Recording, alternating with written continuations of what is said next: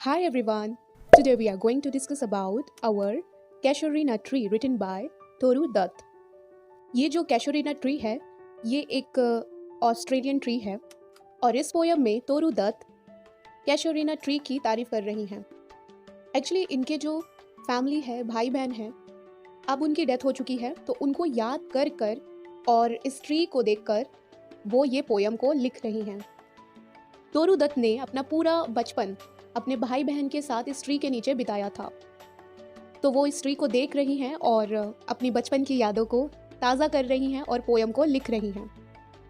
वो बोल रही हैं, एक बड़े से अजगर की तरह इस पेड़ की जो बेल है ना, उसने पूरे डंगालों में अपने आप को ना लिपटा दिया है। और ये ऐसा लिपटा है उस डंगाल में जैसे पाइथन होता है ना, पाइथन एक अजगर टाइप का होता है, तो वो जब भी उसको शिकार करना होता है वो क्या करता है, पूरा लिपट जाता है और इतना लिपटता है कि उसका दम घुट जाता है, उस इंसान का या उस जानवर का, उसकी मौत हो जाती है।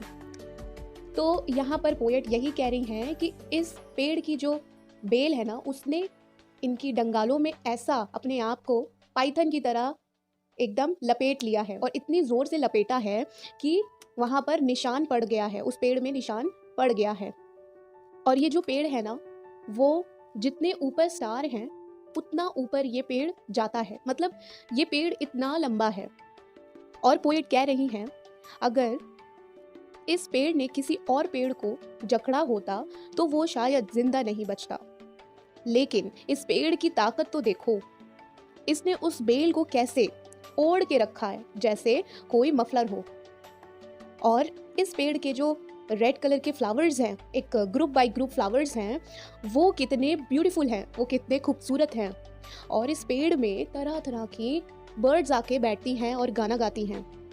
और रात में जब रात हो जाती है ना, तो रात में ये जो पेड़ है वो एक स्वीट सा एक गाना गाता है। और जब मैं उस गाने को सुनती हूँ ना, तो ऐसा लगता है कि गाना कभी बंद ना हो, बस सुनते जाओ सुनते जाओ।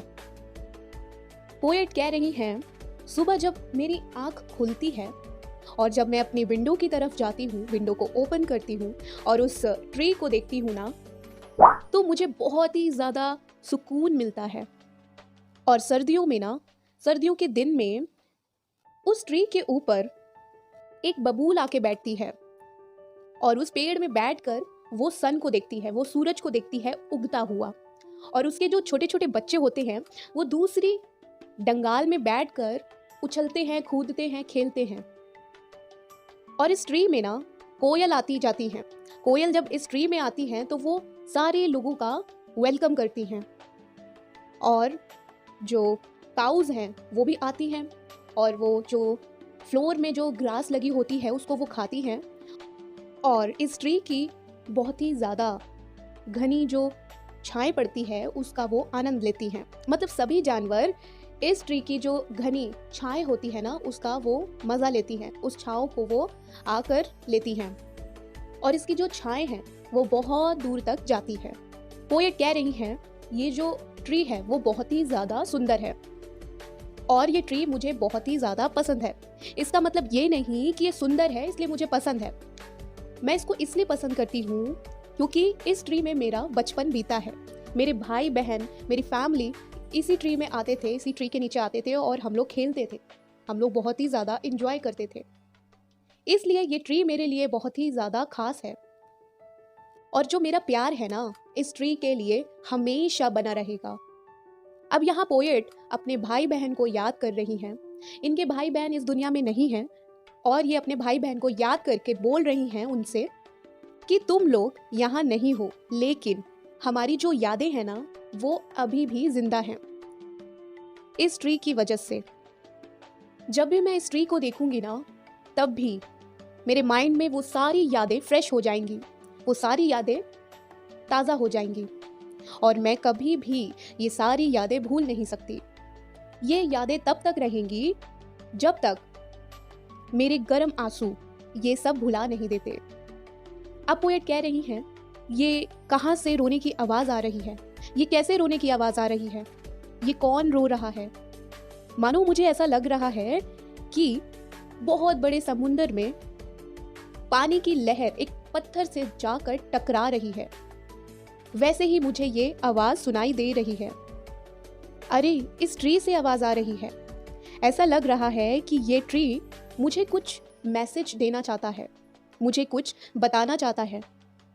मैंने इस आवाज को ना दूर दूर तक सुना है। मैं जहां पर जाती हूँ, कहीं पे भी जाती हूँ, मुझे ऐसी आवाज सुनाई देती रहती है। ऐसा लग रहा है जैसे ये ट्री मेरे से बातें करता रहता है। अब पोएट कह रही हैं, जब पूरी दुनिया में शांति छाई होती है, तब ये waves gently classical resource of French of Italy को किस करते हैं मून की लाइट के नीचे। जब इस दुनिया पर शांति छाई हुई थी, तब मैंने इस ट्री की वॉइस को सुना, और जब जब इस ट्री की म्यूजिक की आवाज आती है, तो जो मेरी सोल है ना, वो उभर आती है। वो प्यार वाली सोल मेरे अंदर से बाहर आ जाती है। अब यहाँ पोएट उस ट्री को बोल रही हैं, उस ट्री के सामने बोल रही हैं, जैसे मैंने अपने चाइल्डहुड में, बचपन में तुमको देखा था, आज भी मेरे अंदर वही फीलिंग्स समाई हुई हैं। माना तुम ओल्ड हो चुके हो, पर अभी भी वो बचपन वाली पिक्चर मेरे अंदर अभी भी समाई हुई है तुम्हारी। मैं इस ट्री से खुश हूँ, और मैं इस ट्री को ना कुछ देना चाहती हूँ, इसलिए मैं कुछ लिरिक्स लिखूंगी और तुमको डेडिकेट करूंगी।